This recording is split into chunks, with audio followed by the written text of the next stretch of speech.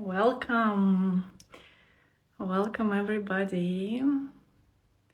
I'm happy to be here and speak to you about one of my most favorite things to ever talk about. I'm here to talk about love. So you're welcome as you're joining. Please say hello as you jump on. And please tell me, how are you right now? What is alive in you right now? If you take a breath and put your hand on your body, maybe on top of your heart, on the center of your chest, you close your eyes for a moment, what do you feel? What is here now for you?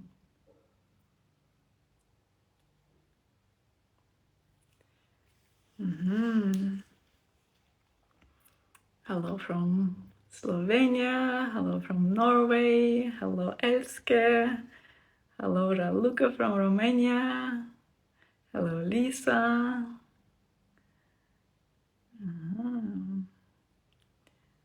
Hello Lisa from South Africa. Hello Julie from CT.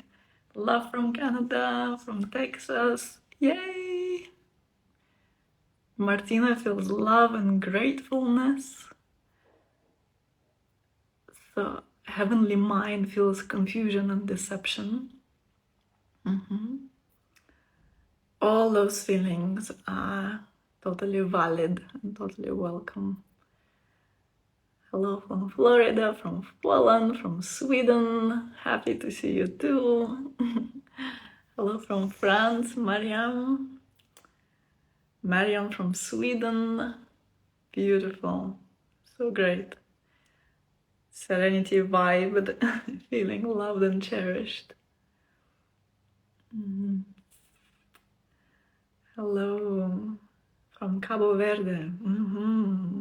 Hello, hello, hello from Bosnia, from Portugal. I'm also in Portugal. Hello from Portugal from me as well. Czech Republic.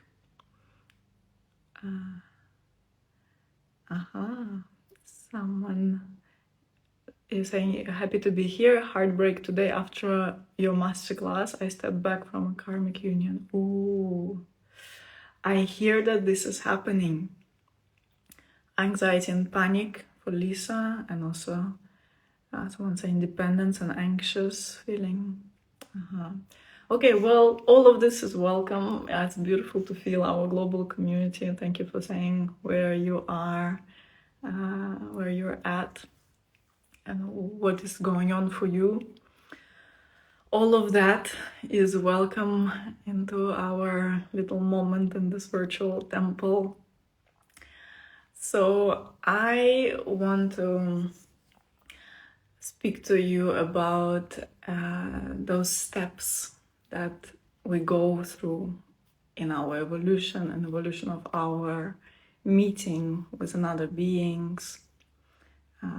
Those steps that are important to take until we arrive to the sacred union, that holy of holies of this sacred way of meeting with another. So I love when you comment, when you engage, when you share what is being moved in you as I speak. So I welcome that.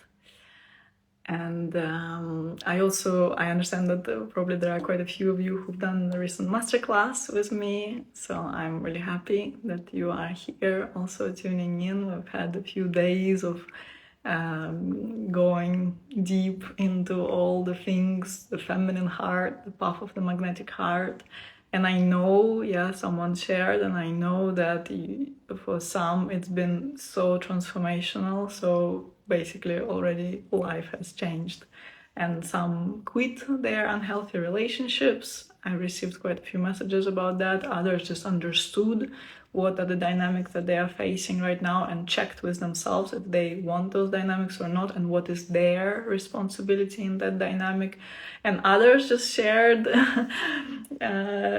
beauty, just pure beauty, one woman, Leona, a beautiful woman, shared that she really found this way to not reach forward to her partner and try to fix him when he is going through pain, but instead she chose to just lay on his chest and cry.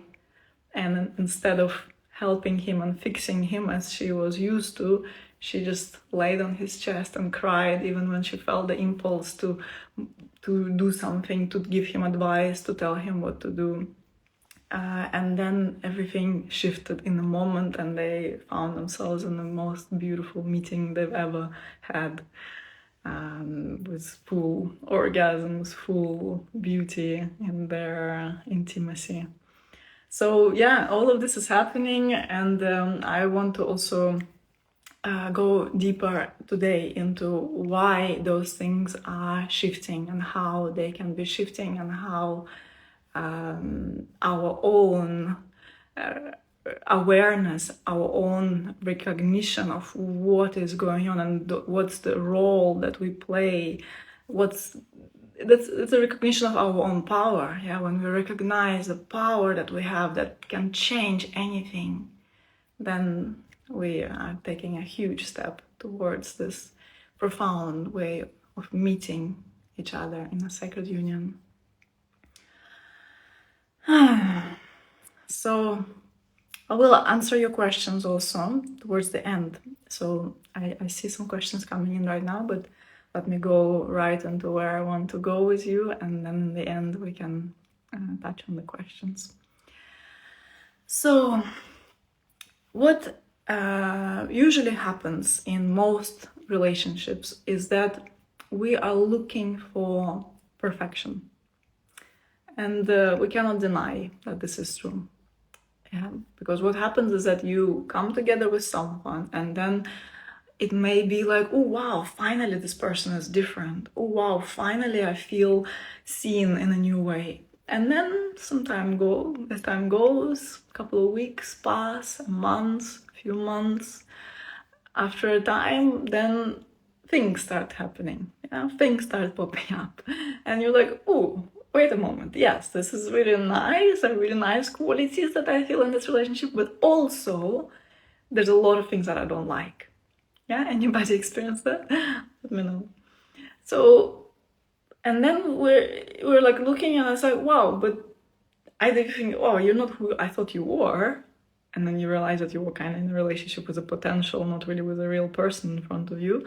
Or you're like, wow, I really didn't see that in the beginning, and it really doesn't work for me. And can you change, please? Like, this doesn't work. This is just not that. I want to be held in a different way. I want to be talked to in a different way. I just want things to be different. Like, can you please do something about this?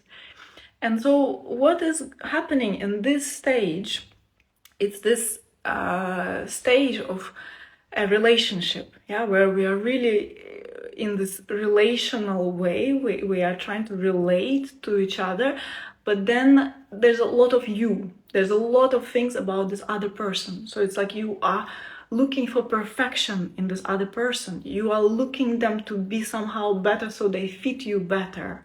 And then it's a lot about you. We hear a lot of those words, you didn't do that. You did not provide this for me. You made me angry. Why did you do that? Yeah, it's a lot about you. Or so many questions that I receive. How can my partner become more powerful? How can my partner become more like this? How can she become like this? Yeah, a lot about her or him. And then it's like, how can I fix him, basically? Or how can I fix her?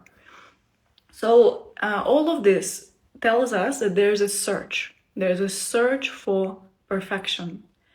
And the thing is that when we are searching always only for one thing. And that has nothing to do with the other person.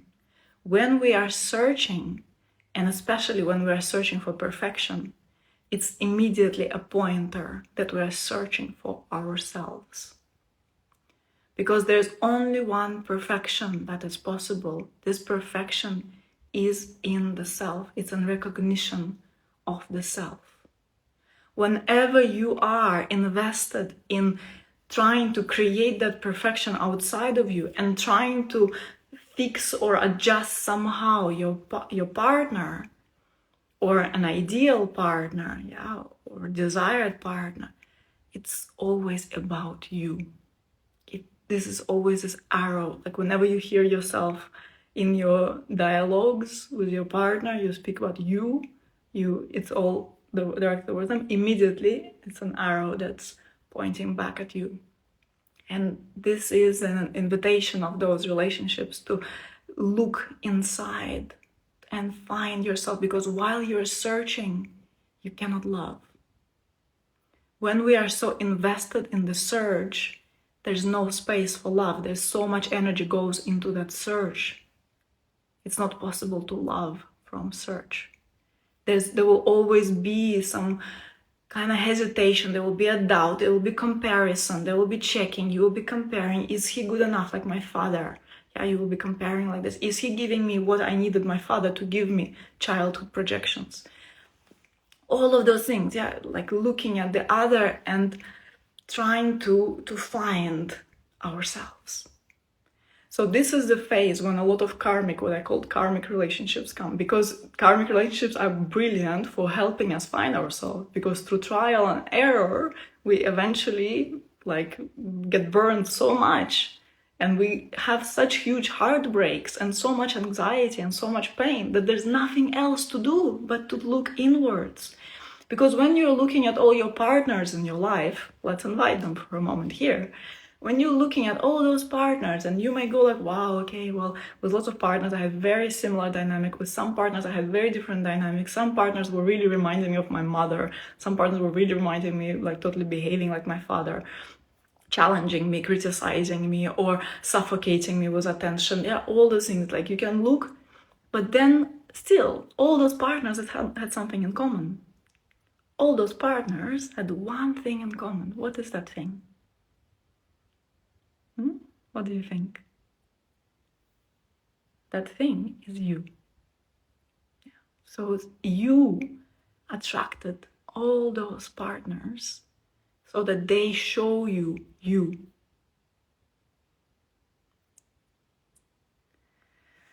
So while we are looking for ourselves, there's no love available for us. It's an important phase, and we should not overlook it, because until we find ourselves, we cannot go deeper. And then what we see in the world, that most people are so invested in this looking, in this search, that it's just they never become free from that search. They are always in that search, and then maybe at some point they get like so hurt with the search, and then they just say, okay, relationships are just not for me, it's just too much. Yeah, maybe my path is just solitary, and then they just kind of close the door to that. Yeah. Other times the pain is so strong and it really shakes you, and then you're like, okay, I learned the lesson. I really have learned the lesson. So it's up to us to decide when we have learned the lesson, because we can keep having lessons. Sometimes lessons take a lifetime to learn, and it may be not even enough. Yeah, because it's so deep ingrained. But then when we wake up, then we start to go like, okay, I think I really need to stop here and just really turn inward and just sit with myself. And we live in an incredible time right now. There's so much available for us. There's so much access to information right now, to incredible mentors, to incredible teachings, to processes that support us. It's incredible. There's never been such time in the history of humankind. So now there's like, everything is prepared for our awakening. It's incredible. We are so privileged to live in these times, because for all those problems we have solutions now. It just takes some willingness to look for that. But everything is there. Everything is available. Now, when we get out of those chains of conditioning, and the conditioning being that we are always looking outside for solution to our problems, these are chains, heavy chains of conditioning. We are conditioned to believe that we are not powerful, that we are not whole, that we are not perfect. And we try to create that image of perfection, of illusory perfection on the outside, not understanding that we are chained, and what we really need to do is turn attention in. When we become free from those chains, we step into freedom for the first time. Yeah? Freedom is not about external situation. Freedom is not about what's going on externally and what are the conditions for you to be free. Freedom is only inside. Only inside we can feel free, and we can only feel free when we are free from conditioning. This is what freedom really means. Yeah, you can, sometimes people think money makes you free. No, money doesn't make you free. Or they think ability to do what I want makes me free, or this kind of freedom in relating makes me free. No, none of it makes us free. What makes us free is when we're free from conditioning, when we really recognize that this freedom cannot be taken away. It's an internal quality, it's a knowing of yourself. It's a knowing of the self, of you. This profound knowing, and I'm even talking deeper than just personally knowing, like, okay, who am I? How do I feel? What do I like? What do I desire? There's even deeper knowing than that. This is just a personal knowing, but there can be a deeper knowing of yourself, and knowing of yourself, of your divine essence, of your deepest depth, of the deepest depth, the depth that you only can access through this total surrender into existence, total openness, where you're no longer hooking into any identities in yourself anymore. Even you don't identify yourself as I'm a person like this, I'm a soft person, I'm a fiery person, I'm a person who likes adventure. None of that. Yeah, it's just one level, surface level. But the freedom is when you recognize that you're free from all of that also. And that's the essence of spiritual path. This is what it means to be on the spiritual path, to constantly let go and surrender into the essence of existence, which is your essence, your essential self with a capital S. When you taste that, and usually first people just get a taste of it, and they may have like a big experience, and it's like, wow, I really am much bigger than I ever thought I was. I really am much bigger than my physical body. I really am limitless. And then this recognition comes, and then it shakes you because it's so out of ordinary. And then sometimes you just get speechless, and you just stay in that state like, oh my God, what is that about, and how to live with that. But then begins the work of integrating, and that's a work of a lifetime, to just keep stabilizing in the place of truth, in the place of freedom. When you find yourself, then you stand tall and strong. Then you really find that sovereignty, that core in yourself that never ever goes away, that is unshakable. From that place, you can finally allow another person to be in front of you and also stand tall and strong in who they are. In this place, you no longer need them to adjust, to be any kind of different. You're no longer searching. You found. And once you've found, you can meet someone, truly meet as a partner. Yeah, then we can enter into the phase of being a couple. Yeah, that this person is standing tall and strong, I am standing tall and strong, and there's a link between us. So there's no longer need to molder that person, that relationship. It's just how it is, and you're so clean and clear in yourself, and that's the only place from where you can allow another one to also be clear and clean in themselves. And if they are not, you will just not attract them. They will just not come into your field when you're really stabilized in your inner freedom. That's why, so many questions also came about, but how do I attract a partner like this? But how do I create a relationship like this? Well, really all the work is inside. That's the only work we can ever do.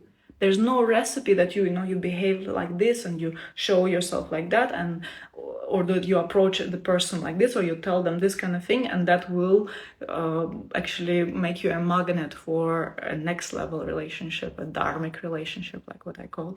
No, there's no such thing. It's really inside. When you are really stabilized in your freedom, you will see that it's going to be a completely different story around you. Also now, even after just those 4 days of the masterclass, I'm seeing women messaging me saying, I cannot live like I used to anymore. I see my life change. I see people with my life change. I cannot, it's not that they even have to choose. It's not that they're like, okay, now I need to look and check if these people are matching me, if this is really in alignment for me. No, even this is not necessary. It just, everything that is not in alignment just falls out effortlessly. You just stay in your brightest light, and you stay committed to yourself, to anchoring yourself, and then everything around you unfolds in resonance with you. So you cannot cheat this, even if you are trying to be in this conscious relationship together, but you see that again and again, again I want my partner to be different, again this doesn't really work like I wanted, again you find yourself in this blame. Well, you just end up punishing yourself and hurting yourself. Just accept that you are in that stage of looking for yourself. Accept that this relationship is given to you as the greatest gift that we can receive on our path, to support that evolution, because your partner is your agent of transformation. Yeah, even if you don't like many of the things about them, they are helping you transform. Yeah, and this is a great gift, and accept yourself in that phase. Don't rush further, because you're just doing a great disservice to yourself, because it will just create more self-bashing and self-punishment. So yeah, but then when you come to that place where you stop searching, when you found, then it's a completely different game. Yeah, then we can meet in that place of meeting, because the search has ended. And there is a certain ripeness, yeah, internal ripeness. You feel ripe. You're so welcome. Thank you for those comments. And yeah, there's a ripeness, there's a meeting. These are adults, yeah? Now these are really grown-ups relating to each other and meeting in that center point. Now, then, when you are free, when you stop searching, when you're free from search, now, finally, there is a space for another person. There is a space for another to come in your field and be with you deeply. And in that meeting, this becomes a dance. And then eventually this dance becomes so synchronized, becomes so beautiful. You really blossom in that dance. So then something else gets born in that dance. The union, finally. Yeah, the sacred union, that space of meeting in an inner temple. Because when you are free from search, and when you're capable of loving, of really opening your heart and loving another person, then what you do is like you welcome them into your inner sanctum. You welcome them into your holy of holies. You really, it's like you embrace them with your heart, and they do the same. They embrace you with their heart. And then in the meeting in the heart, that's it. You are in that holy space, in that sacred space of that inner temple, the sanctum, this holy of holies. And what happens here is magical, because in this space of such total acceptance, such total love, where you really, there's no even thought that your partner needs to be different. There's no even concept that they somehow need to adapt to your ideal. It's a space of total unconditional love, of total purity, of total embrace. And in this embrace, your beloved can be revealed. And in a greater way than they've ever been revealed. Through that embrace. So that's an incredible magic of the sacred union, because through that union, this rising happens, this dharmic rising happens, that you really rise into your dharma. And dharma is beyond your purpose. Yeah, it's not like, okay, I decided that that's what I'm gonna do in life. I decided that that's my soul calling. No, dharma is that river that flows, and your whole life flows as that river, and you see that everything in that river is your dharma. Everything, all the aspects of your life are a part of that great river, and that river always takes you to only one place. All rivers flow into the ocean, and as you flow in that river and you really allow yourself to be carried by that river, and you become the ocean, and you dissolve in the ocean as the ocean. And then you do so in the sacred union, you do so together with your beloved. And this is a space of no separation, no distance.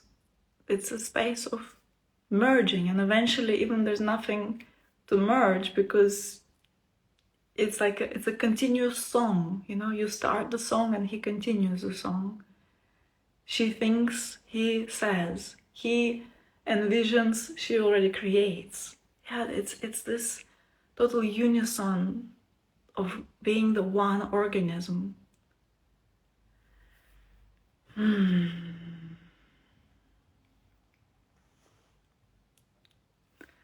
So basically, that's what I wanted to share with you today. This path of the sacred union. I am so blessed to taste it. And I also have tremendous knowing in my heart that part of my incarnation is to support those sacred unions to form in this lifetime on this planet. And it's a tremendous work that needs to happen before we go there, you know, because as you see, no, there's no disagreements. There's problems can arise, but you don't see them, they don't make you suffer, you know, because in the beginning, everything makes you suffer. When there is a disagreement, when there's a problem, where there is a different opinion about something, everything, yeah, can become a reason for a tremendous argument, or blaming, or bashing of each other, or self-punishment. But this is suffering, yeah? And then, yeah, pain arises, yeah? Something may hurt. It's really normal for human beings to have pain. But how we handle pain is different, yeah? When you are free from the search of the constant search of what will make you happier, what will make you whole, then there's the pain does not become so heavy and so lasting. Beautiful. Julie says, thank you so much for the masterclasses. My husband noticed that our marriage has improved since I started taking them. Yes, so welcome. I'm so happy. Of course, because you started landing into you, and then we see that no, all this work is not about them. All this work is about us, and always and forever will be. And this is a system that we cannot cheat. And then you say, I'm in a karmic dynamic, and I want to shift it to dharmic, but he can't see it. Well, if you've been present through this live, or you can go back and listen again, you will know that it's not about doing something to shift it. It's about turning so honestly, so profoundly, so truthfully into yourself, into your heart, and looking deeply in, and looking to finish this search, for external perfection, and recognizing that the perfection can only happen inside of you when you become free from that search when you recognize your deepest depth, this is when the dynamic will shift to dharmic. And what he does, it does not matter. He has only two choices. If you really do it honestly, people around you, not only your intimate relationships, but people around you have only two choices. First choice is to rise with you. And the second choice is to drop off. There's only two possibilities. No third option. That's it. So, and then if you want to go deeper into this work, I have a beautiful offering coming up. I'm so happy to do this because I feel, yeah, it's like I have really a lot to give there because it's a big passion in my heart, and it's just tremendous work on what exactly we do, and then how do we really meet the other from the space? How do we really prepare the space for the beloved? How do we really prepare that embrace to welcome the beloved? Totally welcome in this total like space of surrender, of openness, of end of search for perfection. From that place, how do we embrace the beloved? So my online course, Come My Love, is about this really high way of relating. It's not about, just finding a way to become attractive or desirable. It's a way of that, how to be a match for the highest love possible in this human incarnation. And the power of love is so strong. We're so fragile, humans. Humans are so fragile in the face of the magnitude of love. And it's a work of a lifetime to keep stretching ourselves internally, to keep stretching our energy bodies in order to be able to carry at least some of that voltage of love. And in a sacred union, together, we become much more bigger than the sum of our parts. It's not 1 + 1, it becomes a third, a magnificent entity, the sacred union itself. And in this entity, in the union, we become much more conducive for that high voltage of love. And many more doors open to us, many more possibilities. So that's what Come My Love online course is dedicated to. It's going to be deep, profound work of the whole months. We're going to be going deeply, step by step, into everything that needs to happen to drop those defenses, to drop that search. And we cannot just bypass it, people. That's what I also really want to transmit, that we cannot bypass it. We cannot say, oh, well, I'm already whole, I'm already out of search, it's just, others need to adjust. No, there's no such thing. We cannot cheat this. It's very clear. It's very clear. You know it deep on the inside, and it's clear for all the people around you also. Yeah, but when we look honestly at all our stuff, at all our rigidity, at all our tightness, all our tension, then we can transform it, then we can transmute it. And then we go deeper into the work of sovereignty. Yeah, also in the course, that's even our progression in the course, that we do the first really deep cleansing and clearing the space and opening the space. Then we do the work on deep sovereignty, on really understanding the dynamic of inner masculine energy, inner feminine energy, how to really harmonize those two, how to really find the sovereignty in that, how to stop going over your boundaries, how to stop accommodating behavior that doesn't work for you, but really that purity, that pure, clean understanding of you as a human, yeah, and being in that so firm and clear and so rooted in self-worth. Yeah, it's a must. The step into your self-worth, it's a must for every human being to understand your power. Until then, it's like you're not fully alive even, it's like you are existing but not fully living, because you're constantly waiting for permission from the world to do something. This we have to do, this step we have to do into the self-worth.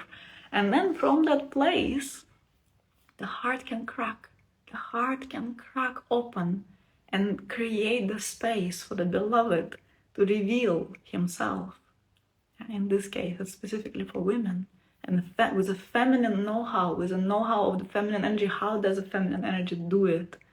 Yeah, how does a feminine energy, and the feminine energy is so potent, so magnificent, so magical, and also we can access that inner priestess space from where miracles unfold just before your eyes, because you aligned yourself with your deepest truth. And then from that space, it becomes a natural extension. The sacred union becomes a natural extension of that space. But again, it takes willingness, it takes dedication, it takes commitment. That's why I am inviting women into this container that I'll be holding very diligently for you, a month-long container of the course Come My Love, where we'll be diving very deep, very, very deep into the feminine heart. So this course is both for single women and for women in relationships, basically for all the women who really yearn to be met on a deep, deep level and are ready to do deep work for that and invest themselves into that, because they know that this love will change their lives, and possibly they are getting ready for a love that will last a lifetime. So we begin very soon. The registration closes tomorrow. So if you are feeling a yes in your heart, and if you're ready for really phenomenal change in your life, extraordinary change, extraordinary love, then I warmly, warmly invite you into this container. Come My Love online course. You can find all the details in my bio and the link. We'll see. Come My Love. So thank you for being with me through this transmission, through also letting me share about my beautiful project that I'm so honored and so delighted to offer. And I'm also happy to take your questions. I see some things popping in. So yeah, welcome to type. Oh yay, Rachel has joined! Welcome, welcome, welcome. Okay, so M. Mara is saying, is it helpful to be single in the phase of searching? I feel like unless I am not fully at peace with myself, I cannot really be in a relationship with a man. Well, you know what? It's an interesting thing that you don't have to be single. It can be helpful to really choose to have those phases of being single. And even sometimes I recommend, and I've done myself, those phases of celibacy. I had 2 phases in my life when I consciously decided to go. One time it was 6 months, one time it was 7 months, when I was like totally celibate, not interacting romantically with men. And it was really good. It's like we also can call it like a womb reset. Yeah, your inner reset, where you go deeper into you and you don't let any distractions to pull you out. However, even being in a relationship is also very, very helpful for that, because you sometimes you accelerate this process when you are in a relationship, but you need to hold yourself very gently in that. You need to hold yourself and go like, okay, I see that's where I'm at. I see I'm in the moment of search, and I see this relationship is serving me for that. And I thank this beautiful person who decided to be with me through that. And yes, it will be bumpy, and yes, sometimes you will feel really angry and, you know, all this, but then constantly stepping back, it may accelerate things. So, but it's up to you to tune into what is right, and yeah, where you really see yourself right now. So, can men take activated woman online course? No, you cannot. You can take activated men online course. No, I have this one also.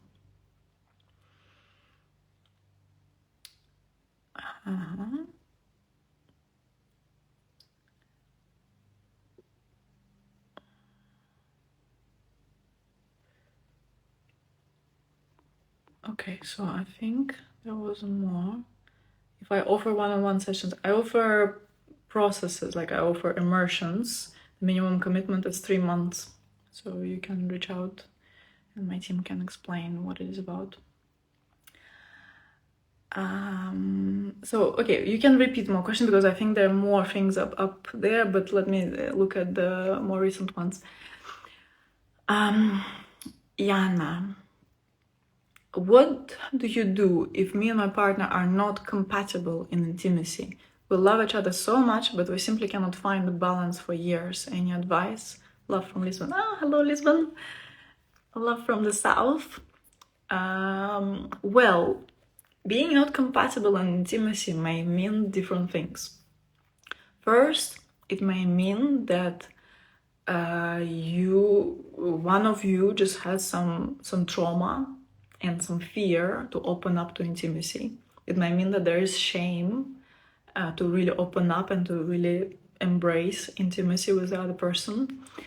It also may be that the woman is taking contraception, the contraception pill, which is a tremendous disaster that every woman should know. It's just so horrible for our hormonal makeup and for our whole feminine knowing.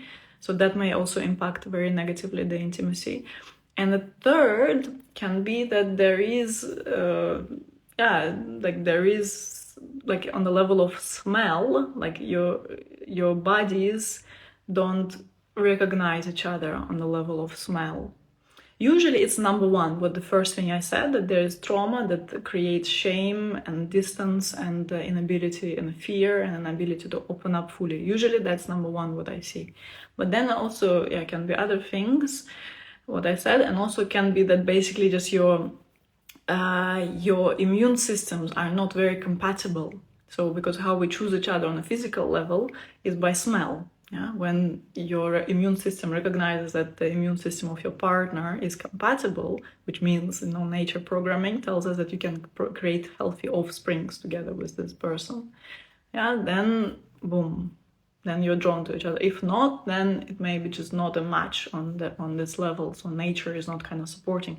But still, even then, there are things to do because attraction is only on one level, it's a physical thing. But on other levels, there's also a spiritual component to that. There's a mystical component where also we can work on the science of polarity, where I've been writing quite a bit about this these days, where a woman really lets herself rest in her natural happy place, which for most women is their feminine, and man really chooses to go into his happy place, his masculine, which is the case for many, many men. Then this polarity is created and then they are drawn like magnets towards each other. So there's also this work that can be done for couples, which I highly recommend actually for all couples. Nurna. It's always funny here because I don't know your names, but your usernames only. She says, when I am in the search phase and in karmic connection, best to stay with this mirror or to try to drop the search? Well, dropping the search is the thing to do, yeah, to find a way to end the search. It also, again, we have to be honest with ourselves here because you cannot just decide to drop the search. You need to be honest with what's going on inside of you. And usually it's not just like one thing, you just drop the search. Usually you really need to look, yeah, what are you searching for and why? And this can be a very deep, profound work of really understanding all the conditioning, all the things that happen in childhood and all the patterns. So yeah, there may be this. And this, yeah, for sure, it should be a priority to get out of the search, to become free. Yeah, of course, that should be our priority always, to come to the place of internal freedom. And then really, it's, as I said before, it really does not matter that much whether you're in a relationship or not. However, you may notice that sometimes it's really important for you to be by yourself for that. Or other times, the relationship really stimulates and helps and accelerates because it triggers you so much. So both are the best, as they say. I see someone else had the same question, so that's great.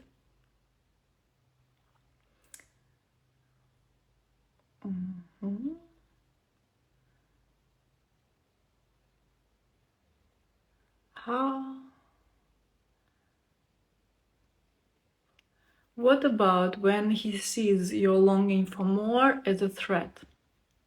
Oh, you're welcome.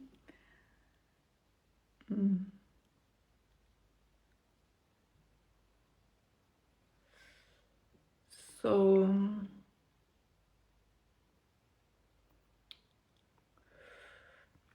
okay.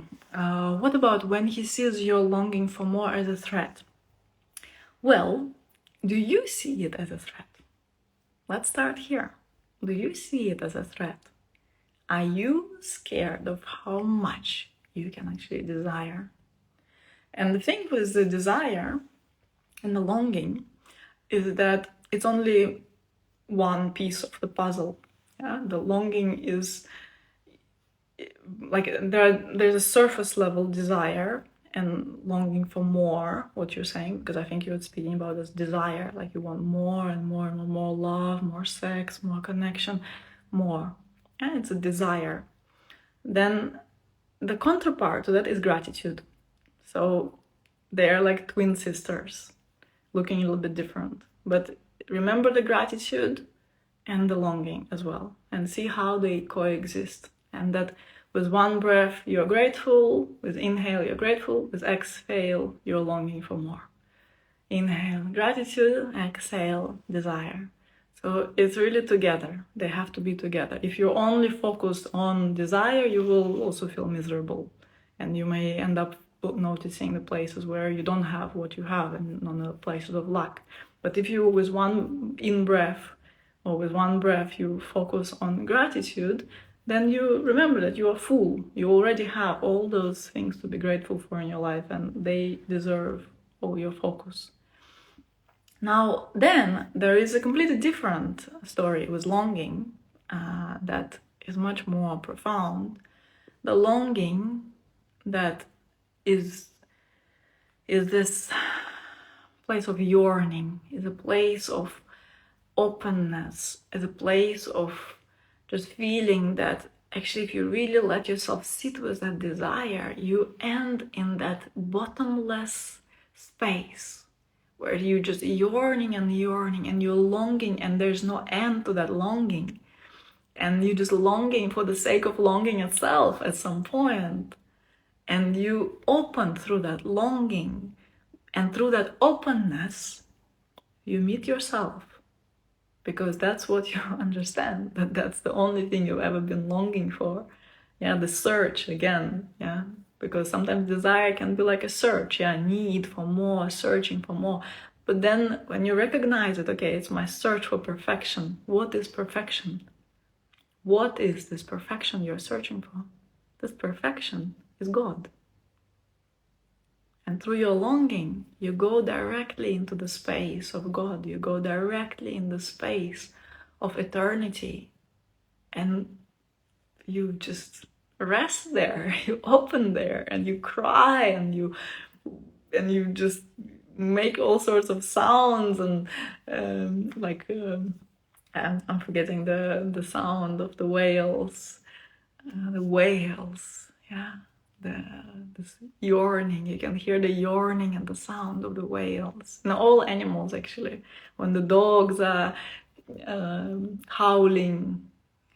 It's the sound of the yearning, of the longing, and you can let yourself be in that. And see that it's not that you are longing and you're like, oh, please love me more. No, you go deeper than that. And then, oh, please, but please what? I don't know, it doesn't matter, just please. It just feels so good to open so much and to feel this longing. This is where the devotional heart is at rest. This is a true place. So, and then, okay, so the question was, well, how about him? Well, you see, where is he? Like in what I've just been speaking, where is he here? Where is he? He's everywhere, because he's also in that place of God. That's where he's found. But really, it's not about him. No, it's about you. And if you can be with the depth of your longing, and that's what I believe is the greatest tragedy in our human life right now, that people are intimidated by their own magnificence. And then we cannot be with our own power and with our own yearning, and then we are like, oh, but how come he cannot be with my yearning? It's again, that first thing I was talking about, that it's about him, that he needs to be somehow stronger or better or more compatible with your longing. It's a place of search. So let's see, what else do we have?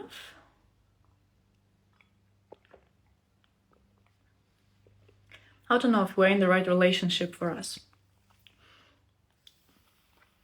Well, first of all, there are no wrong relationships. I really believe in that. Because they all come as a mirror of something inside of you. You've called those relationships in.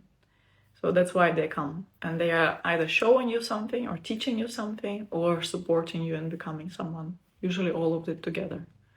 So there's no wrong relationships. Whether you feel happy in this relationship, that's what matters. Yeah. Are you happy here? And happiness can also be different. You may feel like, wow, I'm feeling so stretched, it's crazy. And then it will make you a better human. Yeah. In the most horrendous relationship of my life, where I felt so over horrendous relationships, where I thought like, okay, now I got myself and I have it kind of figured out. This is when life gave me a big slap on my face. And in that relationship, I don't think I've ever had so much pain in my whole life like I've had in those 8 months that I was with that man. And it was horrendous, and eventually I saw that I was really spiraling down, kind of really further and further away from myself in that instance. And I went through so much pain and such tremendous heartbreak, and just some moments when I was just collapsed and something in my belly was twisted, and I felt so miserable. So yeah, I had to go through it. And now looking back at it, do you think I feel resentful that I had this relationship? Not for 1 second. Not for 1 second. That relationship gave me so much compassion, so much understanding of human nature, so much understanding of what happens to people when we feel abandoned and rejected and neglected. So much understanding of what happens, how we fool ourselves when we believe in the projections that our minds and other people around us are telling us. I learned also not to ever trust any clairvoyant or anybody besides myself, because also everybody around was telling me that this is my man, and no, it was not. So this relationship gave me so much. I learned so much. I'm so grateful for that. And it was the greatest pain of my life, and still I'm so grateful for that. Without it, I wouldn't be who I am today. And I wouldn't be... It also, accelerated my process of evolution. And that's why also, through those lessons, I became who I am. And I became the woman who actually is, had my heart stretched so far. So now I actually can fully meet my beloved and meet him in the deepest place inside of me, and together we can be deepening into the sacred union. So all of this was incredibly important. So that's why there's no wrong relationship. It's just a matter of stepping back and being able to see things for what they are. Maybe you won't be able to see it in the moment, but time will come when you will be able to see. And all the, in the beginning of the call, we had people saying, I feel heartbreak and anxiety and all this. So beautiful people, just remember that you are growing into something, and you will be grateful for this moment. Maybe not right now, but eventually you will be. And I can tell you, as a person who has fallen so many times in my life and had such difficult times in my life, and I've stood up again and again. No matter how many times I've fallen, every time I've stood up and I've risen higher and higher every time. So all of this is important. All of this is part of our journey, and relationships serve beautifully for that. Okay.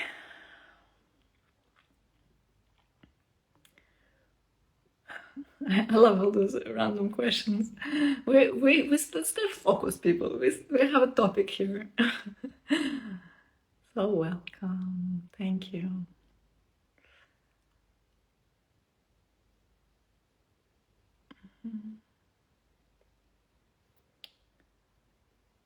Yeah. I can so deeply feel and see this in my journey and meeting partners, and can look back in peace thanks to this work.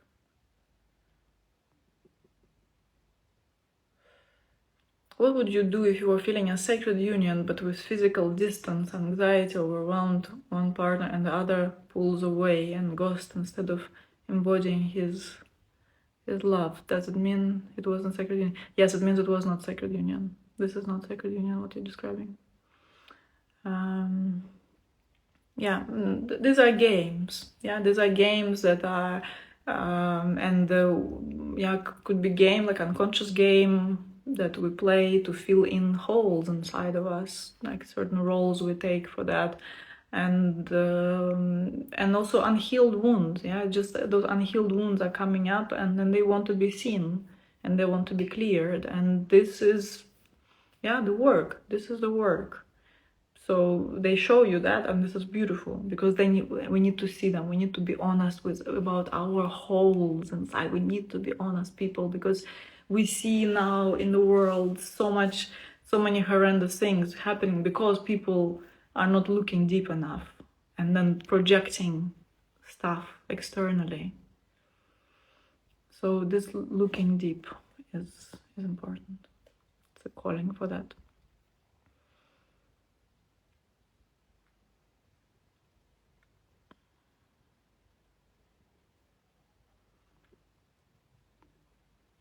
How do we change our smell?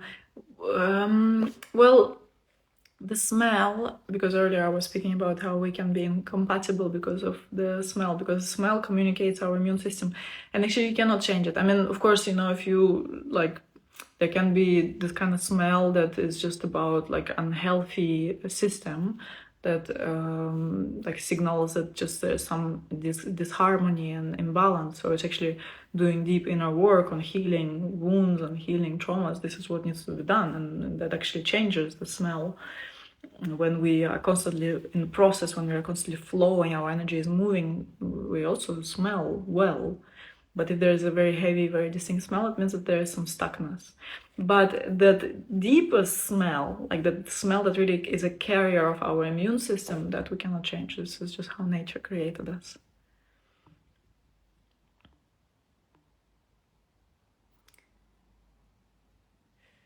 Wow. Lots and lots of things.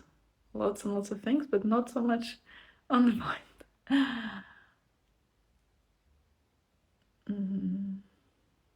Okay, so let me take the last one. Okay, maybe more than one. Okay, now, thank you.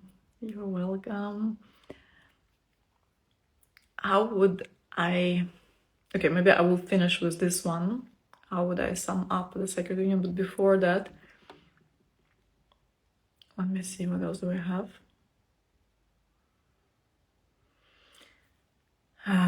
How to be sure that it's not our wounds that are making us unhappy in a relationship. Well, if you are unhappy in a relationship, it means that it's your wounds that are making you unhappy. This is just like this. Always. Always, always. If you are unhappy, it's an arrow pointing into you. How to reconnect when we both have traumas. We're compatible regarding smell. Yeah, I understand, and it can be also very difficult that you feel such a strong sexual attraction and then everything else is just horrible, but then the sexual is so strong. Well, yeah, you need to get honest here. You need to get honest. What is this relationship really doing for you? What is it really serving? And if you both are really trapped in trauma dynamics, and if those traumas are just reinforcing each other but not really supporting you spiraling up, I would say, you know, like this, I also encourage my clients and students to check if the relationship is healthy. To step back and look at your relationship in the scope of a few months. Overall, do you feel that you are spiraling up that genuinely your energy is rising, you're becoming more true to yourself, you're becoming more yourself, or you're getting more low, that you're disconnecting from yourself, that you're feeling worse and worse about yourself, your energy levels are getting lower and lower, then specifically in relation to your connection with this person. So look, and get honest. And then I understand sexual connection can be incredibly pulling in, and it might be very difficult to let go, but it's up to you to decide what is really right for you. And if it is an abusive relationship, don't stay there. If it's abusing you in any way, don't stay there. But if you feel like, okay, we both have wounds and traumas, but are really, like, we are growing through it, that could be worth a shot. About the sacred union, if sacred union simply happens, or do I need to search? I actually need to be free from search to let it happen. I spoke about this in this live, so you can go back and listen.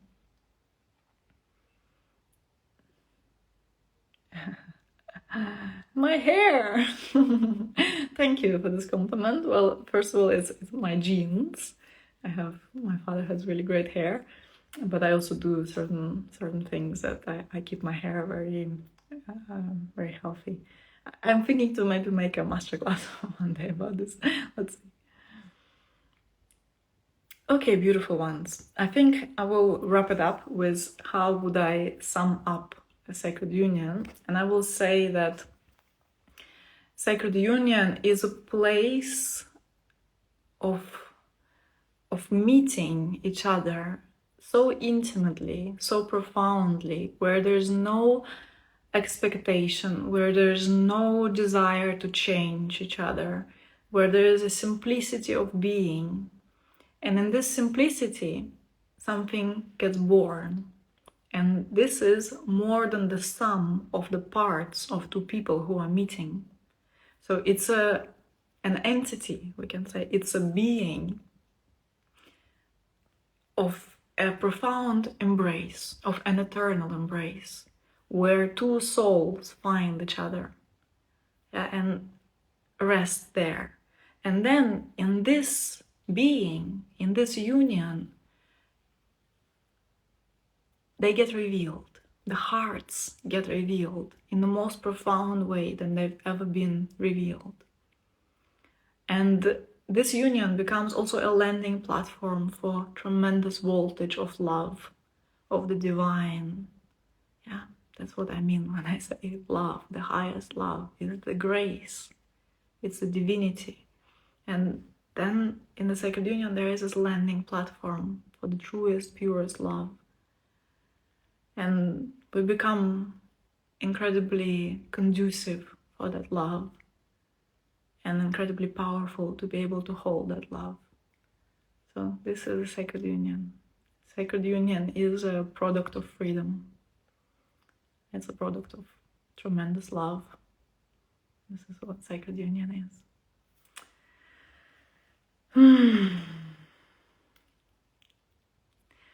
So thank you so much for being with me during this live.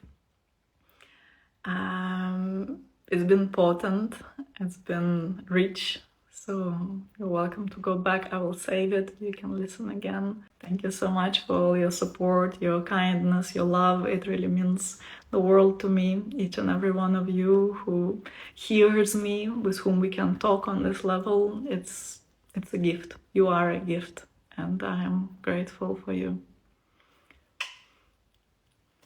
All the best to you guys.